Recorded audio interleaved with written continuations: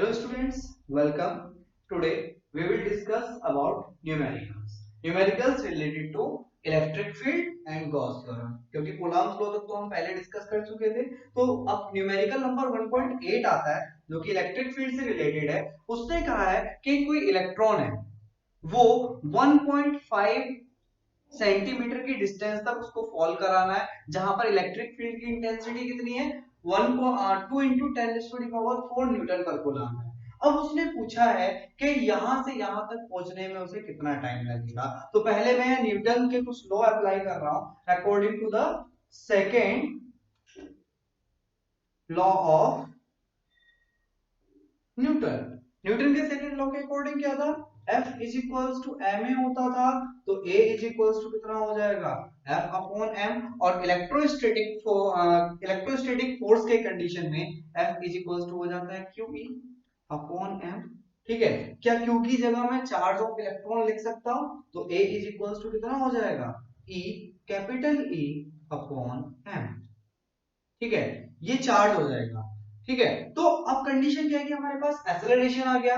अगर एक्सेलरेशन आ गया है तो अब हम क्या लिख सकते हैं, second equation of motion apply कर सकते हैं h is equals to ut plus half at square. यहां हमने s को h लिख दिया क्योंकि कितने डिस्टेंस ट्रेवल कर रहा है 1.5, s भी लिख सकते हो 1.5 को, तो h इज इक्वल्स टू कितना हो गया ut plus half at square. Initial speed जो इलेक्ट्रॉन की रहेगी वो 0 रहेगी, तो h इज इक्वल्स टू कितना हो जाएगा यहां से 0 प्लस ये कितना हो जाएगा 1/2 इंटू a t स्क्वायर। यहां से t की वैल्यू फाइंड कर दो, तो t इज इक्वल्स टू कितना आएगा, ये आएगा 2h upon a under root. ठीक है, हमारे पास वैल्यू कितनी आ गई, t is equals to 2 under root 2h upon a। ठीक है, अब इसी में थोड़ा सा चेंज करते हैं, वैल्यू पुट करते हैं। ठीक है, a की वैल्यू कितनी थी हमारे पास, a की वैल्यू निकल करके आई थी e capital E upon m। ये वैल्यू यहां पुट कर दो तो कितना आ जाएगा, t is equals to under root a की जगह पुट करना है तो ये आ जाएगा 2hm upon E capital E। यहां पर E की जगह चार्ज ऑफ इलेक्ट्रॉन आ जाएगा। तो अब ये हमारे पास फॉर्मूला आ गया टाइम के लिए कि कितना टाइम लगेगा उसको यहां से यहां तक आने के लिए। तो सबसे पहली चीज हम पहले इलेक्ट्रॉन के लिए फाइंड कर देंगे, t electron is equals to कितना आ जाएगा 2 इंटू 1.5 इंटू 10⁻⁻², क्योंकि मीटर में कन्वर्ट करना जरूरी था, ऐसा यूनिट में सारी चीजें होनी चाहिए। तो अब मास मास किस चीज के लिए रखेंगे, मास ऑफ प्रोटॉन, या फिर पहले हम फॉर्मूला बना लेते हैं इसके लिए। ये हो जाएगा 2h mass of electron upon charge on electron into E। ठीक है, वैल्यूज पुट कर देना, आंसर आ जाएगा। प्रोटॉन के लिए भी उसने कंडीशन सेम कही है, बस एक छोटा सा डिफरेंस उसने किया है कि प्रोटॉन के लिए जो डायरेक्शन है इलेक्ट्रिक फील्ड की वो क्या हो जाएगी, रिवर्स हो जाएगी।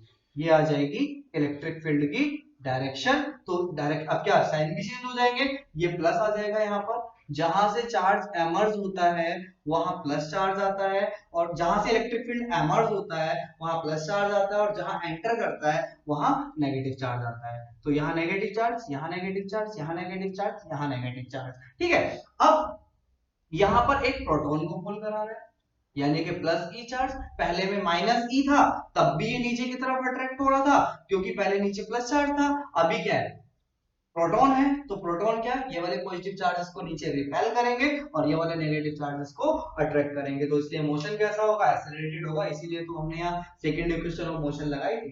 ठीक है, तो इस तरीके से इसको हम फाइंड कर देंगे। तो प्रोटॉन के लिए कंडीशन क्या हो जाएगी, वैल्यूज पुट कर सकते हो आसानी से, आंसर आ जाएगा तुम्हारा। वैल्यूज कितनी आ जाएगी, यहाँ से Tp is equals to, Tp is equals to क्या आ जाएगा हमारे पास, ये आ जाएगा under root 2h mp upon A E, क्योंकि चार्ज तो इलेक्ट्रॉन और प्रोटॉन पर सेम ही होता है, बस इलेक्ट्रॉन पर चार्ज नेगेटिव में आता है और प्रोटॉन पर चार्ज पॉजिटिव में आता है। तो इस तरीके से ये न्यूमेरिकल सॉल्वर का होकर के हमें इसका आंसर मिल जाएगा। एनसीईआरटी सॉल्व एग्जांपल 1.9 है, पेज नंबर 22। ठीक है, तो इसमें क्या दिया है, इसमें उन्होंने फिगर बना रखी है, ट्रायंगल बना रखा है, उसमें दो चार्जेस रखे हुए हैं। Q1 यहां पर दिया हुआ है कितना 10⁻⁸ कूलम। ठीक है, और Q2 यहाँ पर दिया -10⁻⁻⁸ कूलम। दो अपोजिट चार्जेस है, दोनों के बीच की डिस्टेंस भी उसने दी हुई है 0.05 मतलब 0.05 मीटर, 0.05 मीटर, और ये यहां से यहां तक 0.1 मीटर दी है। ठीक है, तो इतने उसमें दिया है। एक बार डायग्राम साफ से उसमें अपने बुक में देख लेना कि कैसा डायग्राम दिया हुआ है। तो अब हम देखेंगे इसमें उसने एक डिस्टेंस ये भी दी है, कितनी, 0.05 मीटर। तो सबसे पहली चीज हमें क्या निकालना है, electric field at A, electric field at B and electric field at C. ठीक है, तो सबसे पहली चीज electric field at A is equals to कितना हो जाएगा, ये ए पर जो इलेक्ट्रिक फील्ड होगा वो दो चार्जेस की वजह से होगा। किसकी वजह से, पहले वाला देखो जो ये चार्ज है इसकी वजह से कितना इलेक्ट्रिक फील्ड आएगा, ये आ जाएगा। ठीक है, ये आ जाएगा E1। माइनस की वजह से भी इलेक्ट्रिक फील्ड इसी डायरेक्शन में आ जाएगा, ये आ जाएगा E2। तो कंडीशन क्या है, टोटल इलेक्ट्रिक फील्ड सम हो जाएगा ना, E1 A लिख देंगे इसको प्लस E2 A। नोटेशन के लिए हम E1 A और E2 A लिख रहे हैं। ठीक है, E1 A और E2 A। ठीक है, तो मेरे पास क्या आ गया, E A is equals to E1 A plus E2 A। मतलब A पर पहले इसकी वजह से इलेक्ट्रिक फील्ड, फिर इसकी वजह से इलेक्ट्रिक फील्ड, दोनों की वजह से इलेक्ट्रिक फील्ड निकालो, ऐड कर दो, इसके लिए इलेक्ट्रिक फील्ड आ जाएगा। तो कैसे फाइंड करेंगे, सबसे पहले E1 A निकाल दो। E1 A is equals to कितना हो जाएगा, 1/4 pi epsilon not Q। Charge कितना है, Q1 की वजह से 10⁻⁻8 कूलम अपॉन कितना, डिस्टेंस कितना है यहां तक का 0.05 मीटर है, 0.05 का स्क्वायर आ जाएगा, इतने न्यूटन पर कूलम आ जाएगा। थोड़ा सा सॉल्व कर लो इसको। E1A is equals to 9 into 10⁻⁹ into 10⁻⁻8 upon कितना हो जाएगा, ये हो जाएगा, अगर मैं इसको यहां सॉल्व कर रहा हूं, इसको मैं लिख सकता हूं 5 into 10⁻⁻2 स्क्वायर, तो कितना हो जाएगा 25 into 10⁻⁻4। इतनी कैलकुलेशन तो आनी चाहिए। ठीक है, तो कितना लिख दिया मैंने यहाँ 25 into 10⁻⁻4। इसको ऊपर ले जाओ।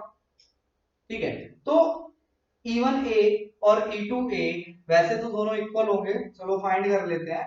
E1A इज इक्वल्स टू कितना हो जाएगा यहां से 9 into 10⁻⁴, ऊपर जाकर के प्लस हो जाएगी, 9 4 13, 13 में से 8 लेस किया कितना आएगा 5, तो कितना आ जाएगा 10⁻⁵ अपॉन 25। ये आ गया E1A। E2A भी कितना हो जाएगा, सिमिलरली उतना ही हो जाएगा, 9 into 10⁻⁵ अपॉन 25। क्यों, क्योंकि डिस्टेंस, अभी क्या चार्ज अगर दोनों पर सेम है, मैग्नीट्यूड तो चार्ज का सेम ही है ना, और दूसरा डिस्टेंस भी सेम है, तो इस पॉइंट पर इसकी वजह से इलेक्ट्रिक फील्ड और इसकी वजह से इलेक्ट्रिक फील्ड दोनों सेम होंगे। अब हम क्या कर देंगे, E इज इक्वल्स टू, अगर हम यहाँ पर ले रहे हैं तो E इज इक्वल्स टू कितना हो जाएगा, E1A प्लस E2A ले रहे हैं ना, तो ये कितना आ जाएगा 2 into 9 अपॉन 25 इंटू कितना आ जाएगा 10⁻⁵। तो इतना इसको कैलकुलेट कर लेना, आंसर तुम्हारे पास आ जाएगा।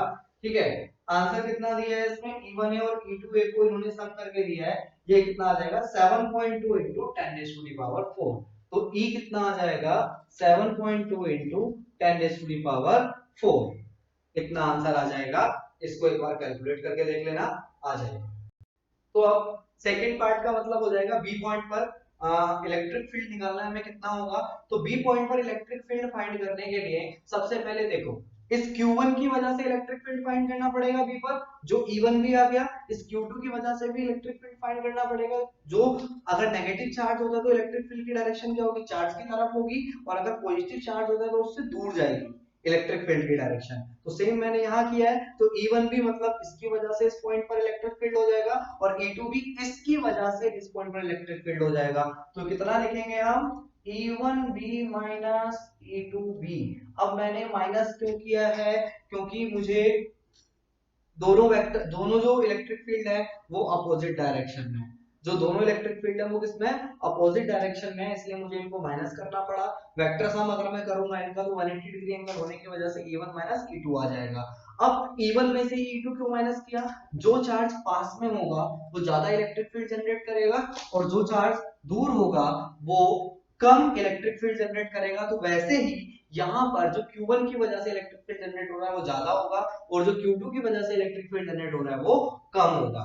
तो इसके अकॉर्डिंग अब हम देखते हैं जो E1 भी होगा, देखो इसकी वजह से यहाँ पर जो इलेक्ट्रिक फील्ड आया था, ठीक है, कितना आया था 9 into 10 to the power 5 upon 25, ये आया था ना, ठीक है। तो यही इलेक्ट्रिक फील्ड या इसकी कैलकुलेशन अगर हम करेंगे तो आ जाएगा 3.6 into 10 to the power 4 newton per coulomb. तो यही इलेक्ट्रिक फील्ड इसकी वजह से भी तो इस पर आएगा, कैसे आएगा अब जरा देख लो, सोल्व भी कर देता हूं चलो मैं। तो कितना आ जाएगा 1/4 पाई एप्सिलॉन नॉट, क्यू कितना है 10 to the power -8 upon distance कितनी है 0.05 का स्क्वायर। तो E1B इज इक्वल्स टू कितना आ जाएगा 9 into 10 to the power 9 into 10 to the power -8 upon कितना आ गया 25 into 10 to the power -4 is equals to 9/25 into 10 to the power 5। इसका आंसर आएगा E1B is equals to 3.6 into 10 to the power 4 newton per coulomb. Calculate कर लेना, पता लग जाएगा कि कैसे आया, ठीक है। उसके बाद E1 भी आ गया हमारे पास, अब E2 भी फाइंड करना है। E2 भी फाइंड कैसे करेंगे, E2B is equals to 1/4 pi epsilon naught into Q upon R square.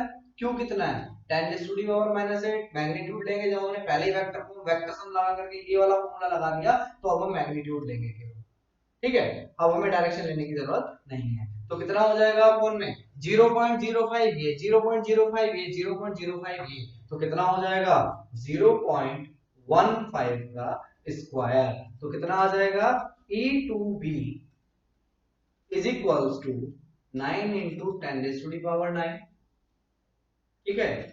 तो ये कितना हो जाएगा, यहां लिख दे रहा हूं मैं, E2B is equals to 9 into 10 to the power 9 into 10 to the power -8 upon कितना आ जाएगा 15 का स्क्वायर 225, तो ये आ जाएगा 225 इंटू 10 टू दी पावर -4। कितना आ जाएगा 225 इंटू 10 टू दी पावर -4, ठीक है। इसको कैलकुलेट कर दो, आंसर कितना आ जाएगा इसका, इसके लिए आ जाएगा, इसको हम लिख सकते हैं क्या 9/225 इंटू 10⁵ न्यूटन पर कूलम। इतना आ गया, ठीक है। E1 हमारे पास है, E2 हमारे पास है, अब हमें करना क्या है, दोनों को माइनस करना है। हमें क्या लिखना था E is equals to E1B minus E2B, तो यहां से E इज इक्वल्स टू कितना हो जाएगा, इसकी हम दूसरी वाली वैल्यू पुट करते हैं 9/25 इंटू 10⁵ माइनस 9/225 इंटू 10⁵5, ठीक है। E is equals to 10⁵5 common आ गया, ठीक है, 10⁵5 कॉमन आ गया, तो कितना बचा यहां से 9 भी कॉमन आ जाएगा, तो ये आ जाएगा E is equals to 9 into 10⁵5 common आ गया, अंदर बचा 1/25 माइनस 1/225। सॉल्व कर लेना इसको, 9 इंटू 10⁵5 225 एलसीएम आ जाएगा, 15 9 जा 225, तो ये 9 माइनस 1 कितना बचेगा 8/225। तो E इज इक्वल्स टू कितना है 9 इंटू 8/225, ये E B चल रहा है, B point electric field at B point, तो इनटू कितना आ जाएगा 10⁵5, then E B is equals to, जब इसको कैलकुलेट करके लिखोगे तो इसका आंसर आ जाएगा हमारे पास 3.2 into 10 raise to the power 4, 3.2 into 10 raise to the power 4 newton per coulomb. और डायरेक्शन क्या होगी, अगर ये वैल्यू, मान लिया हमारे पास दो फील्ड थे, एक ये था एक ये था, ये E1 था ये E2 था, ये पॉइंट हमारे पास B पॉइंट था, अगर इसमें से ये माइनस कर रहे हैं और वैल्यू प्लस में आती है तो जो डायरेक्शन होगी वो E1 की डायरेक्शन में होगी। अगर E1 माइनस E2 करके वैल्यू माइनस में आती है तो जो डायरेक्शन होगी फील्ड की वो माइनस वाले चार्ज की तरफ होगी। और अगर इन दोनों को माइनस करने के बाद प्लस आती है वैल्यू तो जो डायरेक्शन होगी वो प्लस वाले फील्ड की डायरेक्शन में होगी। तो जो डायरेक्शन होगी towards left of point B, towards left of point B, तो ये क्या हो जाएगी, डायरेक्शन हो जाएगी किसके लिए, बी पॉइंट पर इलेक्ट्रिक फील्ड की। बात करते हैं सी पॉइंट पर। तो सी पॉइंट के लिए मैं केवल एक्सप्लेन कर रहा हूं, इस प्लस चार्ज की वजह से, Q1 चार्ज की वजह से जो इलेक्ट्रिक फील्ड आएगा इस पॉइंट पर उसकी डायरेक्शन ये हो जाएगी, और इस माइनस की वजह से डायरेक्शन ये हो जाएगी। इनके जब कंपोनेंट ब्रेक किए जाएंगे तो कुछ दो कंपोनेंट आएंगे हॉरिजॉन्टल में और दो कंपोनेंट आएंगे वर्टिकल में। तो जो हमने डाइपोल वाला डेरिवेशन किया था उसी के अकॉर्डिंग जो वर्टिकल कंपोनेंट थे वो तो कैंसल आउट हो जाएंगे, बचा क्या हमारे पास, ये बचा E1C cos थीटा, और क्या बचा E2C cos थीटा। थीटा कितना होगा, थीटा ये होगा, अगर ये वैल्यू, क्योंकि इक्विलेटरल ट्रायंगल था, अगर ये वैल्यू 60 डिग्री है तो ये भी कितना हो जाएगा, 60 डिग्री हो जाएगा। तो यहां से अब हम क्या करेंगे, EC electric field eight point C कैसे फाइंड करने वाले हैं हम, ये हो जाएगा E1C cos theta plus E2C cos theta. अब चार्ज भी सेम है दोनों, प्लस और माइनस, ठीक है, डिस्टेंस भी सेम है 0.1 मीटर 0.1 मीटर, ठीक है। तो E1 और E1C और E2C दोनों इक्वल होंगे ना, पहले मैंने फाइंड कर दिया E1C is equals to 1 upon 4 pi epsilon naught Q1, ठीक है। हाँ E1C Q1 की वजह से आ जाएगा, तो Q1 अपॉन Q1 कितना है 10 raise to the power -8 upon distance कितनी है 0.1 स्क्वायर। Question number 1। E2C के लिए क्या करेंगे, सेम हो जाएगा 1.4 1 upon 4 pi epsilon naught 10 raise to the power -8 upon 0.1। Equation नंबर सेकंड, इन दोनों से क्या पता चल रहा है, E1C is equals to E2C, तो EC इज इक्वल्स टू कितना हो जाएगा 2 E1C cos थीटा, कितना हो जाएगा 2 into E1C कितना हो जाएगा 1 upon 4 pi epsilon naught 10 raise to the power -8 upon 0.1 का whole square into cos theta यानी कि cos 60 डिग्री। तो कितना आ जाएगा यहां से 2 into 9 into 10 raised to the power 9 into 10 raised to the power -8 upon into cos 60 की वैल्यू पुट कर देना, कितना आ जाएगा √3/2 1/2।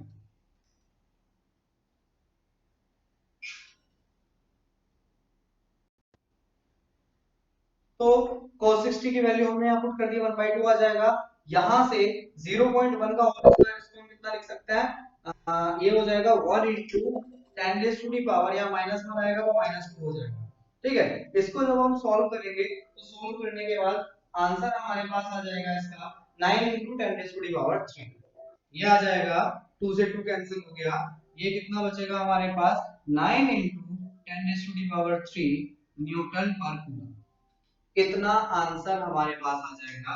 तो इस तरीके से हम इस क्वेश्चन को कर पाएंगे। नाउ नेक्स्ट क्वेश्चन पे चलते हैं।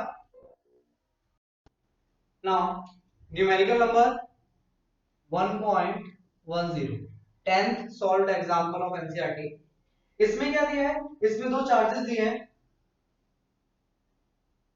-10 माइक्रोकूलम +10 माइक्रोकूलम, दोनों के बीच की डिस्टेंस कितना दिया है, उसने दोनों के बीच की डिस्टेंस दिया है 5 मिलीमीटर अपार्ट, कितना 5 मिलीमीटर, ठीक है। दोनों चार्जेस 5 मिलीमीटर की डिस्टेंस पर हैं, एक प्लस चार्ज है एक माइनस चार्ज है। फिर उसने पूछा है कि किसी एक पॉइंट पर पहले क्या निकालना है, किसी एक एक्सियल लाइन पर हमारा एक पॉइंट है, मतलब यहाँ कोई पॉइंट P है जिसकी सेंटर से डिस्टेंस कितनी है 15 सेंटीमीटर है, ठीक है। तो 15 सेंटीमीटर डिस्टेंस पर है। तो अब एक चीज ध्यान दो, यहाँ पर डाइपोल वाला कॉन्सेप्ट याद आ गया होगा इतना देख करके। तो डाइपोल वाले कॉन्सेप्ट के अकॉर्डिंग पहली चीज हम ये देखते हैं कि क्या ये वाली डिस्टेंस इसके रेस्पेक्ट में या इसके कंपैरिजन में नेग्लिजिबल हो सकती है। 15 सेंटीमीटर को अगर हम किसमें मिलीमीटर में चेंज कर लें तो वो कितना आ जाएगा 150 मिलीमीटर आ जाएगा, ठीक है। और यहां से जो ए की, ये तो 2a है, 2a कितना दिया है हमें 5 मिलीमीटर दिया है। तो a इज इक्वल टू कितना हो जाएगा, क्योंकि हमने क्या पढ़ा था कि जो डिस्टेंस होती है दो अपोजिट और इक्वल, ठीक है, अपोजिट और इक्वल चार्जेस के बीच की, मतलब जैसे कि प्लस क्यू दिया था और माइनस क्यू दिया था, तो इन दोनों के बीच की जो डिस्टेंस होती है वो 2a होती है, ठीक है। डाइपोल के केस में ऐसा होता है। तो जब इसकी डिस्टेंस 2a हो गई हमारे पास, तो हमने क्या किया 2a is equal to 5 millimetre, तो a इज इक्वल टू कितना हो जाएगा 2.5 मिलीमीटर। तो अब क्या है कि जो डाइपोल के बीच की डिस्टेंस है वो तो है 2.5 मिलीमीटर, लेकिन हमें जो इलेक्ट्रिक फील्ड फाइंड करना है वो कितने डिस्टेंस पर करना है, वो 150 पर करना है। तो सबसे पहली चीज हमने ये देखा कि क्या डाइपोल के बीच की जो डिस्टेंस है, जो मतलब डाइपोल की लेंथ है, वो इसके रेस्पेक्ट में जहां पर हमें इलेक्ट्रिक फील्ड फाइंड करना है उसके रेस्पेक्ट में नेग्लिजिबल हो सकती है कि नहीं, हाँ डेफिनेटली हो सकती है। 2.5 मिलीमीटर और 150 मिलीमीटर में बहुत बड़ा डिफरेंस है, ठीक है। चलो ये चीज कंफर्म होगी। दूसरा, अब हम यहाँ सीधा सीधा फॉर्मूला लगा सकते हैं। एक्सियल लाइन पर हमें वैल्यू मिलती थी कितना 2 electric dipole moment upon 4 pi epsilon naught, ये होती थी r square plus a square raise to 3/2। हमें पता है कि a बहुत स्मॉल है, तो इसकी वैल्यू को हम क्या कर देंगे नेग्लेक्ट कर देंगे। तो हमारे पास फॉर्मूला बनेगा कि a is equals to 2p upon 4 pi epsilon naught, कितना हो जाएगा आर क्यूब। ये हमारे पास फॉर्मूला आता था ना एक्सियल के लिए। डाइपोल मोमेंट यहां से फाइंड कर दो, डाइपोल मोमेंट कितना आ जाएगा हमारे पास 2a इंटू क्यू।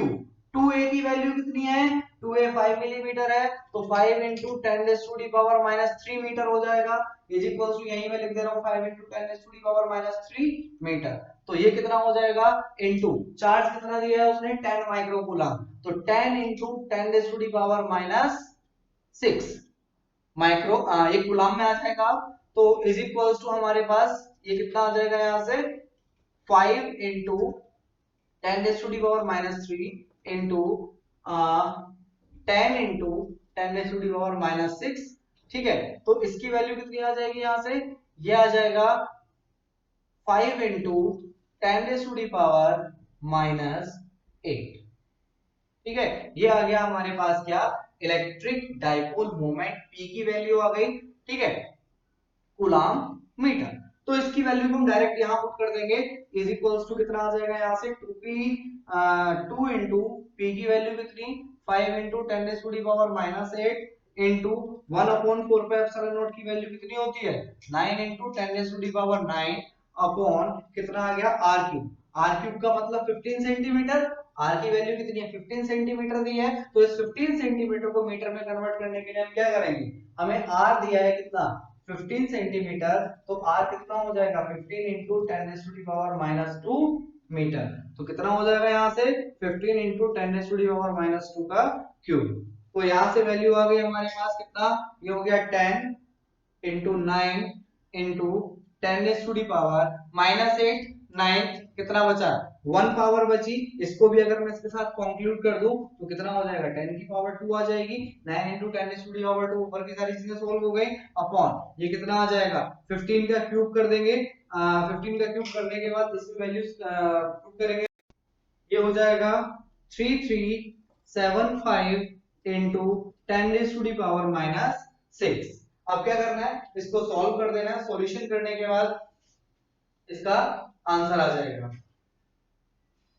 आंसर दिया हुआ है, क्या आ जाएगा 2.67 इंटू 10⁻⁵ न्यूटन पर कूलम। ये हमारे पास वैल्यू आ जाएगी किसकी इलेक्ट्रिक फील्ड की, दूसरा इसने इक्वेटोरियल पॉइंट के लिए बोला है, तो उसके लिए हम क्या करेंगे, हमें सीधा सीधा पता होता है इक्वेटोरियल पॉइंट के लिए कि E equatorial is equals to 1/2 E axial. जो अभी मैंने एक्सेल के लिए वैल्यू फाइंड की है उसका हाफ कर दो तो इक्वेटोरियल के लिए आ जाएगा, ये कितना आ जाएगा 2.67 इंटू 10⁻⁵ अपॉन 2, ठीक है, कितना आ जाएगा 1.335 इंटू 10⁻⁵ न्यूटन पर कूलम। ठीक है, तो सिंपल सा इसमें फॉर्मूला लगा करके डाइपोल के लिए इस तरह के जितने भी क्वेश्चन होंगे जिसमें डाइपोल बन रहा होगा उनको हम इसी तरीके से सॉल्व कर सकते हैं। तो नेक्स्ट न्यूमेरिकल में हमें दिया हुआ है Ex means electric field along x axis हमें दिया हुआ है, उसके बाद हमें क्या दिया हुआ है Ey और Ez0, मतलब केवल एक्स एक्सिस के अलोंग इलेक्ट्रिक फील्ड हमें दिया है, y एक्सिस के अलोंग इलेक्ट्रिक फील्ड 0 है, और z एक्सिस का मतलब ये नीचे नहीं ये इस तरफ जा रहा है, इसका मतलब z एक्सिस और y एक्सिस के अलोंग जो इलेक्ट्रिक फील्ड होगा वो 0 हो जाएगा, लेकिन पूरा का पूरा इलेक्ट्रिक फील्ड किस तरफ है, इस तरफ है। कंडीशन अगर हम देखें, हमारे पास एक बॉक्स रखा हुआ है, ठीक है, एक क्यूब रखा हुआ है, तो क्यूब कितनी डिस्टेंस पर है, a डिस्टेंस पर है, कहां से, ओरिजिन से, ठीक है। तो अब कंडीशन क्या है, हमें इसके इस वाले फेस से और इस वाले फेस से दोनों से पहले अलग अलग निकालना है इलेक्ट्रिक फ्लक्स कितना होगा। इलेक्ट्रिक फ्लक्स निकालने के लिए हमें क्या चाहिए, हमारे पास होता है phi is equals to E vector dot delta S vector. Condition क्या है, अगर इलेक्ट्रिक फील्ड और ये एरिया वेक्टर, ठीक है, इलेक्ट्रिक फील्ड और एरिया वेक्टर की डायरेक्शन सेम है, तब कंडीशन क्या आ जाएगी, eds cos थीटा, यानी कि eds cos 0 आ जाएगा। और अगर इन दोनों के बीच, यानी कि मान लिया हम ये फर्स्ट सरफेस मान लें, इसको सेकंड सरफेस मान लें, या इसको राइट सरफेस मान लें, इसको लेफ्ट सरफेस मान लें, तो पहले हम राइट सरफेस के अलोंग करते हैं, ठीक है, electric flux along right surface, right hand surface, तो कितना होगा E vector dot delta S vector. तो ये कितना आ जाएगा, यहां से इसको हम फाइंड करेंगे कितना, E की वैल्यू रख देंगे और मतलब पहले डॉट प्रोडक्ट को ओपन करेंगे, तो ये कितना आ जाएगा E delta S cos theta. अब अगर दोनों वेक्टर सेम डायरेक्शन में हैं, कौन कौन से, हमारे पास एरिया वेक्टर भी और कौन सा इलेक्ट्रिक फील्ड वेक्टर, दोनों अगर सेम ही डायरेक्शन में है तो एंगल कितना हो गया, थीटा इज इक्वल्स टू 0, कितना हो जाएगा E डेल्टा S, जो कि cos 0 की वैल्यू कितनी होती है, तो लिख देता हूं cos 0 आ गया, cos 0 की वैल्यू कितनी होगी 1 हो गई, कितना बचेगा यहां से E डेल्टा S, ठीक है, या ES भी लिख सकते हैं इसको, सरफेस एरिया।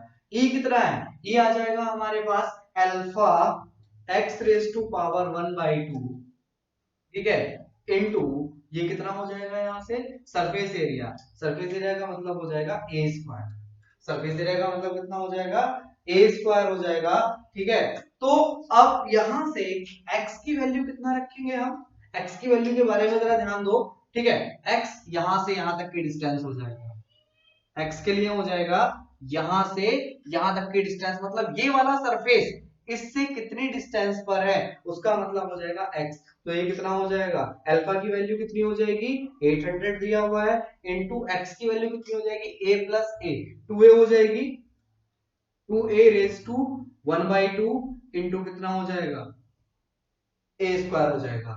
ज्यादा कुछ तो नहीं किया मैंने, इसमें केवल कॉन्सेप्ट लगाया है, यहाँ 800 आ गया इनटू 2a रेज टू 1/2, ठीक है, into a raise to 2, 2a कहां से आया, क्योंकि यहां से जिस पॉइंट पर ये सरफेस होगा वहां से वहां तक की डिस्टेंस लेंगे ना, ओरिजिन से यहां तक की डिस्टेंस, तो उसके लिए आ गया हमारे पास x की वैल्यू, तो ये कितना हो जाएगा यहां से, ये हो जाएगा 800 into √2 into a raise to 5/2, a raise to 5/2, a raise to 5/2 क्यों आएगा, 1/2 पहले से है, पावर प्लस कितना कर दो उसमें 2 और ऐड कर दो, तो कितना आ जाएगा 2 2 जा 4 1 5/2, हाफ में अगर 2 और ऐड करेंगे तो वो कितना बन जाएगा 5/2 बन जाएगा। तो इस तरह से हमारे पास एक आंसर आ गया, क्या E phi r is equals to, phi r is equals to आ गया 800 √2 into a raise to 5/2, equation नंबर 1 हो गई। ये मैंने इसलिए लिख दिया क्योंकि इसको अभी हम मिटाने वाले हैं। तो अब उसके आगे नेक्स्ट हम लेफ्ट सरफेस के लिए phi L is equals to E vector dot, क्योंकि एरिया तो दोनों का बराबर होगा, डेल्टा एस वेक्टर। अब एक चीज ध्यान देना, इलेक्ट्रिक फील्ड की डायरेक्शन ये है, ठीक है, इलेक्ट्रिक फील्ड की डायरेक्शन इस मार्कर के कैप की तरफ है, और जो एरिया वेक्टर होगा उसकी डायरेक्शन इस तरफ है, दोनों अपोजिट हो गए, ठीक है। फील्ड की डायरेक्शन ये हो गई, एरिया वेक्टर की डायरेक्शन ये हो गई, दोनों के बीच एंगल कितना हुआ 180 डिग्री हुआ। अब अगर दोनों के बीच एंगल 180 डिग्री हो गया है तो हम फॉर्मूला क्या लगाएंगे, is equals to E S cos 180 degree कितना आ जाएगा -1 आ जाएगा, आंसर आएगा माइनस में e की वैल्यू कितनी है alpha x raise to 1/2 into, ठीक है, s की वैल्यू कितनी हो जाएगी a रेज टू 2, यहाँ अल्फा कितना हो जाएगा, अल्फा आ जाएगा -800 इंटू x की वैल्यू कितनी होगी, ये वाला सरफेस ओरिजिन से कितनी डिस्टेंस पर है, a डिस्टेंस पर है, ठीक है, कितना आ जाएगा, तो ये कितना आ जाएगा यहाँ से a raise to 1/2 into A raise to 2, ये कितना हो जाएगा यहाँ से -800 ए रेज टू पावर 5/2। इक्वेशन नंबर क्या आ गया, ये इक्वेशन नंबर आ गया हमारे पास 2। तो अगर हमें दोनों सरफेसेस के लिए इलेक्ट्रिक फ्लक्स पूछ रहा है तो वो हमारे पास एक आंसर उधर आ रखा है हमारे पास, कितना phi R is equals to right surface पर 800√2 into A raise to power 5/2, और एक आंसर हमारे पास ये आ गया -800 ए रेज टू दी पावर 5/2। तो अभी तक हमने फाइंड किया कि लेफ्ट सरफेस से और राइट सरफेस से कितना इलेक्ट्रिक फ्लक्स पास होगा। लेफ्ट सरफेस का हमारा ये रहा electric flux 800 a raise to the power 5/2, और अगर हमारा इलेक्ट्रिक फ्लक्स देखें राइट सरफेस से तो वो ये रहा 800√2 into a raise to the power 5/2। Total electric flux कितना हो जाएगा, total electric flux equals to हो जाएगा phi1 या phi right plus phi left, दोनों को सम कर देते हैं तो कितना आ जाएगा यहाँ से।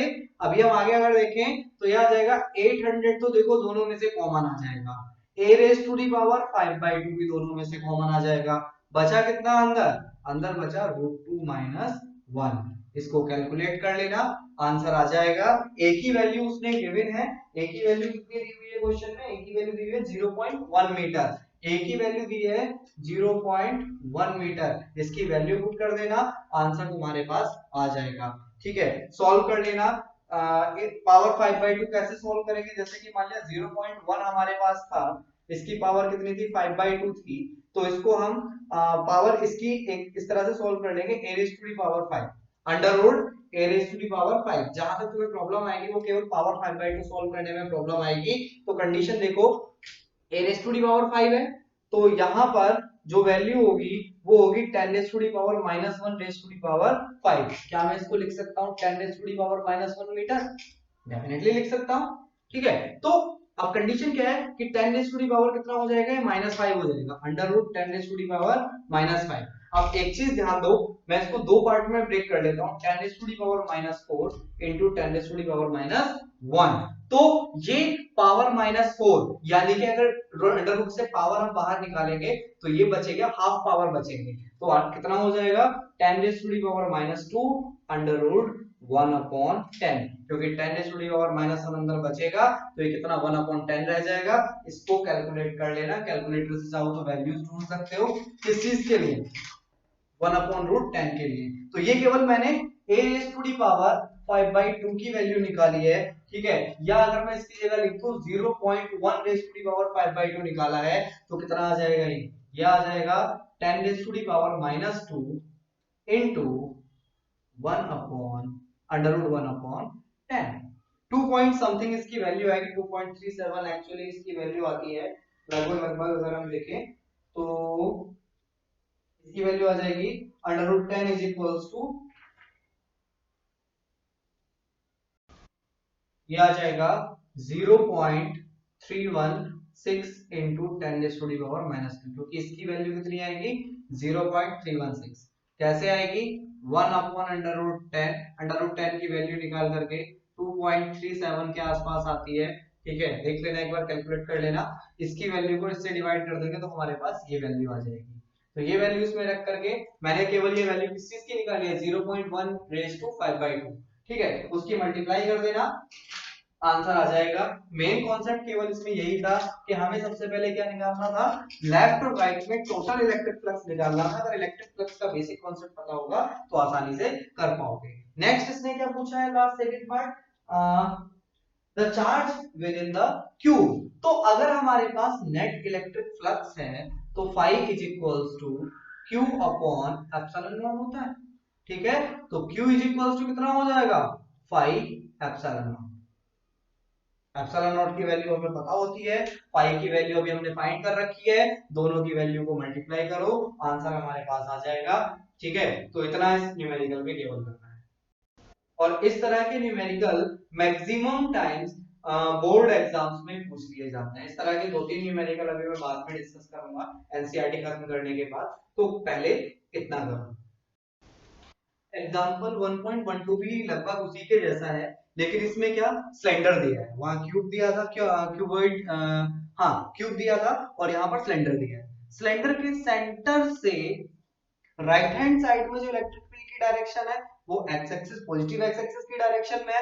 और अगर हम देखें तो एक्स नेगेटिव एक्स एक्सिस की डायरेक्शन में सेंटर से, यानी कि ये क्या हो गया, हमारा ओरिजिन हो गया, ये सेंटर पार्ट है सिलेंडर का। और इसके जो राइट साइड वाला पार्ट है उसके लिए इलेक्ट्रिक फील्ड की डायरेक्शन नेगेटिव एक्स डायरेक्शन में है।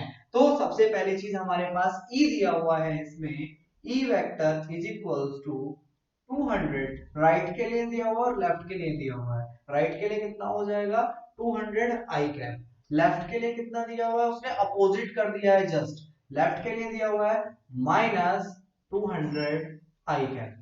ठीक है, तो इस तरीके से हमारे पास वैल्यूज दी है उसने कि E R is equals to 200 i दिया है, और ई एल यानी कि लेफ्ट साइड में जो हमें वैल्यू दी है वो कितनी दी है, -200 है, 200 आई। सरफेस एरिया कैसे निकालेंगे हम, सरफेस एरिया फाइंड करने के लिए S इज इक्वल्स टू हम इस सर्कल का एरिया फाइंड कर देंगे, मींस पाई आर स्क्वायर, और रेडियस ऑफ द सिलेंडर कितनी दी है 5 सेंटीमीटर, यानी कि सरफेस एरिया हो जाएगा 22/7, या इसको हम अभी पाई लिखते हैं, बाद में वैल्यू पुट करेंगे, पाई इंटू 5 इंटू 10⁻⁻2 स्क्वायर, इतने मीटर स्क्वायर का इसका एरिया हो जाएगा। तो ये कितना हो जाएगा 25 pi into 10⁻⁻4 metre square. Surface area हमारे पास है, इलेक्ट्रिक फील्ड हमारे पास है, तो सबसे पहले हम क्या फाइंड करेंगे, फाई एल। फाई एल का मतलब हो जाएगा electric flux along x axis, मतलब अलोंग लेफ्ट साइड। ठीक है, तो इलेक्ट्रिक फ्लक्स को जब हम लेफ्ट साइड की तरफ फाइंड करेंगे तो उसके लिए हमें क्या चाहिए, E vector dot surface area vector. ठीक है, तो ये कितना आ जाएगा, is equals to E S cos theta. अब मान लिया इलेक्ट्रिक फील्ड की डायरेक्शन अगर इस तरफ होती तो दोनों के बीच एंगल कितना हो जाता, 180 डिग्री हो जाता। अब अगर एंगल 180 डिग्री हो जाता तो माइनस में आती वैल्यू, लेकिन ये वैल्यू किस में आएगी, प्लस में, क्योंकि यहां हम क्या E का मैग्नीट्यूड ले रहे हैं, और इसका मैग्नीट्यूड कितना आएगा 200 न्यूटन पर कूलम, और इसका मैग्नीट्यूड कितना आएगा, यानी कि अगर मैं EL का मैग्नीट्यूड केवल फाइंड कर रहा हूं, वेक्टर EL दिया था हमें यहाँ, वेक्टर EL का मैग्नीट्यूड फाइंड कर रहा हूं, तो वो आएगा 200 न्यूटन पर कूलम। और ER का अगर मैं मैग्नीट्यूड फाइंड कर रहा हूं तो ये भी कितना आ जाएगा 200 न्यूटन पर कूलम, क्योंकि इसमें डायरेक्शन नहीं ली जाएगी ना, तो इसका वैल्यू कितना आ गया 200 इंटू सरफेस एरिया की वैल्यू कितनी आ जाएगी 25 पाई इंटू 10⁻⁻4 इंटू cos 0। कितना आ जाएगा, यहां से वैल्यूज पुट करने के बाद ये आंसर आ जाएगा 1.57, 1.57 फाई की जो यूनिट है वो हम यहाँ प्लेस कर देंगे, ये आ जाएगा 1.57 Newton metre square per coulomb, Newton metre square per coulomb. तो ये आ गया हमारे लिए electric field, electric flux along negative x direction. ठीक है, सेम उसी तरीके से हम पॉजिटिव एक्स डायरेक्शन की तरफ हम फाइंड कर देंगे। अब चीजें सिमिलर है, ठीक है, तो फाई आर भी उतना ही आ जाएगा, कितना आ जाएगा ई एस कॉस थीटा। ई की वैल्यू कितनी है 200, सरफेस एरिया कितना है उतना ही है, कितना आ गया 25 पाई इंटू 10⁻⁻⁴। ठीक है, ये कितना आ जाएगा यहाँ से, ये भी 1.57 Newton metre square per coulomb. ये वैल्यू किसकी आ गई हमारे पास, लेफ्ट साइड में कितना फ्लक्स होगा और राइट साइड में कितना फ्लक्स होगा, दोनों की वैल्यू हमारे पास आ गई। अब उसने नेक्स्ट पूछा है टोटल इलेक्ट्रिक फ्लक्स कितना होगा, दोनों फ्लक्स को क्या करना है, हमें सम कर देना है। इसमें सी पार्ट पूछा है, सी पार्ट पूछा है total net outward flux through the cylinder. तो नेट आउटवर्ड फ्लक्स यानी कि सी पार्ट का आंसर बता रहा हूं, भी अभी इसके बाद करेंगे। फाई टी या फाई इज इक्वल्स टू कितना हो जाएगा, phi R plus phi L is equals to 1.57 plus 1.57 is equals to 3 ये आ जाएगा 3.14 newton metre square per coulomb. क्या इतना हमारे पास वैल्यू आ जाएगी total electric flux, net electric flux outward from the surface, from the surfaces of the cylinder. ठीक है, उसके बाद अब एक क्वेश्चन इसने दिया है, सेकेंड क्वेश्चन में दिया है कि अदर सरफेसेस से कितना इलेक्ट्रिक फ्लक्स पास होगा। अगर हम यहां देखें तो इलेक्ट्रिक फील्ड और इसके बीच एरिया वेक्टर के बीच एंगल कितना हो जाएगा 90। यहां भी सेम कंडीशन हो जाएगी, यहां इलेक्ट्रिक फील्ड की डायरेक्शन ये है और एरिया वेक्टर की डायरेक्शन ये है, तो जो कर्व्ड पार्ट है सिलेंडर का उसके उससे बिल्कुल भी इलेक्ट्रिक फ्लक्स पास नहीं होगा। टोटल इलेक्ट्रिक फ्लक्स जो सर्कुलर पार्ट है केवल उसी से पास होगा। मान लिया अगर ये सिलेंडर है तो केवल इसके इस पार्ट से और इस पार्ट से इलेक्ट्रिक फ्लक्स पास होगा, इसके इस पार्ट से इलेक्ट्रिक फ्लक्स कभी भी पास नहीं होगा। ठीक है, तो अब एक पार्ट और बचा है इसका डी पार्ट, उसमें पूछा है कि नेट चार्ज। ठीक है, चार्ज कितना होगा, Q is equals to epsilon naught phi. Phi तुम्हारे पास ये निकाला हुआ है, वैल्यू है तुम्हारे पास, एप्सिलॉन नॉट की वैल्यू पता है कांस्टेंट होती है, इसको पुट कर देना, आंसर तुम्हारे पास आ जाएगा इस न्यूमेरिकल का। अगला क्वेश्चन एक न्यूक्लियस से रिलेटेड है। कोई हमारे पास एक एटम है, ठीक है, एटम के पास क्या होता है कि उसके न्यूक्लियस में टोटल न्यूक्लियॉन्स होते हैं, यानी कि उसमें पॉजिटिव चार्ज होगा, यानी कि उसमें प्रोटॉन और न्यूट्रॉन होंगे, तो पूरा का पूरा पॉजिटिव चार्ज यहाँ, इसकी वजह से इलेक्ट्रिक फ्लक्स होगा। बाहर क्या है, नेगेटिव चार्ज है, इसकी वजह से इलेक्ट्रिक फ्लक्स होगा, और नेगेटिव चार्ज की वजह से इलेक्ट्रिक फ्लक्स इनवर्ड होती है और पॉजिटिव चार्ज की वजह से इलेक्ट्रिक फ्लक्स आउटवर्ड होती है। तो अगर हम पहली चीज ये देख लें कि पॉजिटिव चार्ज कितना होगा प्लस जेडी और नेगेटिव चार्ज कितना होगा माइनस जेडी, तो अगर हमसे कोई पूछता है कि किसी भी न्यूक्लियस के बाहर इलेक्ट्रिक फ्लक्स कितना होगा, तो हम उसको जीरो बोल सकते हैं। क्यों, जितना फ्लक्स न्यूक्लियस की वजह से आउटवर्ड जाएगा उतना ही फ्लक्स इलेक्ट्रॉन्स की वजह से इनवर्ड होगा। तो दोनों को वैल्यू कितनी आ जाएगी, तो टोटल चार्ज एनक्लोज होगा इसमें, Q इज इक्वल टू कितना होगा प्लस जेडी माइनस जेडी, और चार्ज कितना हो गया, एक तरीके से जीरो बोल सकते हैं हम इसको, क्योंकि जितना पॉजिटिव चार्ज है उतना ही नेगेटिव चार्ज है, तो जितना इलेक्ट्रिक फ्लक्स पॉजिटिव चार्ज की वजह से रेडियली आउटवर्ड होगा उतना ही इलेक्ट्रिक फ्लक्स नेगेटिव चार्ज की वजह से रेडियली इनवर्ड होगा। दोनों एक दूसरे के इफेक्ट को कैंसिल कर देंगे। तो अगर हम किसी भी न्यूक्लियस के बाहर ये चीज सॉल्व करेंगे, मतलब न्यूक्लियस के बाहर पूरे एटम के बाहर जो इलेक्ट्रिक फ्लक्स होगा वो क्या होगा, जीरो होगा। ठीक है, सेकंड पॉइंट में उसने क्या बोला है, दूसरे पॉइंट में पूछा है कि अगर कोई एक पॉइंट न्यूक्लियस के बाहर हो और इलेक्ट्रॉन्स ऑर्बिट के अंदर हो, मतलब एटम के अंदर कहीं भी अगर एक कोई पॉइंट है जिसकी डिस्टेंस क्या न्यूक्लियस से कितनी r डैश है, तब हमें फाइंड करना होगा कि इस पर इलेक्ट्रिक फ्लक्स कितना पास होगा। सबसे पहली चीज हम चार्ज फाइंड करेंगे, न्यूक्लियस पर चार्ज कितना है प्लस जेड है। नेगेटिव चार्ज फाइंड करने के लिए यानी कि क्यू डैश, सबसे पहली चीज हमें यहाँ टोटल चार्ज फाइंड करना पड़ेगा, और न्यूक्लियस पर चार्ज फाइंड करने के लिए चार्ज नेगेटिव चार्ज फाइंड करने के लिए हमें क्या करना पड़ेगा, ये हो जाएगा माइनस जेड ई, और ये तो पूरे एटम पर है ना, लेकिन हमें कितने पर, इतने वॉल्यूम में फाइंड करना है जितना वॉल्यूम इस रेडियस को लेकर के बनेगा। ठीक है, क्योंकि अब जो इलेक्ट्रिक फ्लक्स होगा, एक चीज मैंने पहले भी बताई है कि अगर कोई चार्ज किसी स्फीयर के बाहर है तो उस स्फीयर से जो इलेक्ट्रिक फ्लक्स पास होगा, मान लिया ये कोई 5q चार्ज था, इसके अंदर कोई 7q चार्ज था, तो इस स्फीयर से जो इलेक्ट्रिक फ्लक्स बाहर जाएगा वो केवल इस 7q चार्ज की वजह से होगा।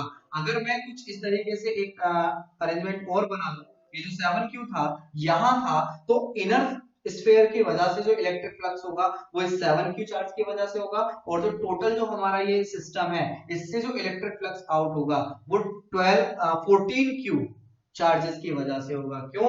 बाहर वाले सरफेस के लिए अंदर वाला चार्ज भी काउंट हो जाएगा। इसका मतलब किसी भी स्फीयर, मेटालिक स्फीयर या किसी भी जो जहां से हम इलेक्ट्रिक फ्लक्स फाइंड कर रहे हैं, अगर उसके बाहर कोई चार्ज है तो वो इलेक्ट्रिक फ्लक्स में कंक्लूड नहीं होगा। तो कंडीशन क्या है? नेगेटिव चार्ज फाइंड करने से पहले हम क्या निकालेंगे? Negative charge density rho is equals to charge upon volume. Charge कितना आएगा?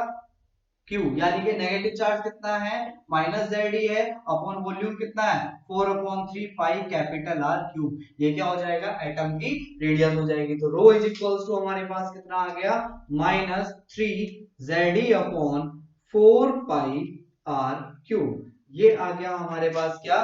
Surface volume charge density. ठीक है, वॉल्यूम चार्ज डेंसिटी हमने निकाल दिया। अब जो हम टोटल चार्ज फाइंड करने वाले हैं, टोटल चार्ज एनक्लोज्ड।